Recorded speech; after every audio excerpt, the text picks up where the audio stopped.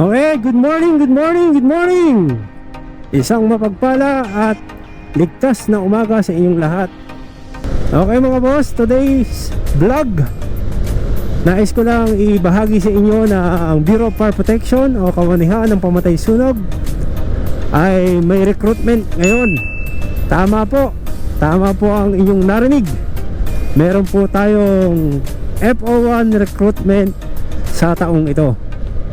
At kung kayo po ay interesado, sa lahat po ng nakakapanood ng video na ito, ay tapusin nyo po ang video na ito upang kayo po ay mabigyan ng guidance sa proseso at mga qualifications. Okay po. Ano nga po ba ang mga qualifications? Kung ikaw po ay interesado, ano ba ang dapat mong taglayin o ano ang mga qualifications na dapat sundin upang ikaw ay mapabilang sa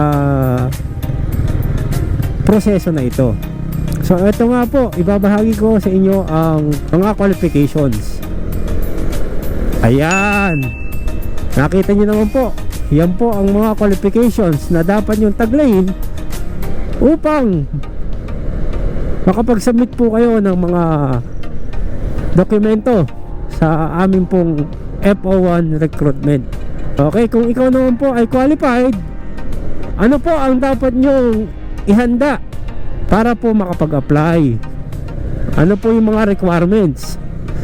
So when we speak about requirements, eto naman po ang ating mga requirements.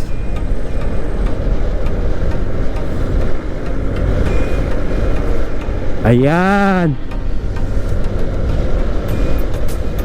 lahat po yan. Ito pong requirements na ito, kailangan nyo pong ihanda lahat upang tanggapin po ang inyong mga folders. So kung meron pa po kayong mga katanungan, pwede po kayo mag-message dito sa aking profile, or you can visit your nearest fire station.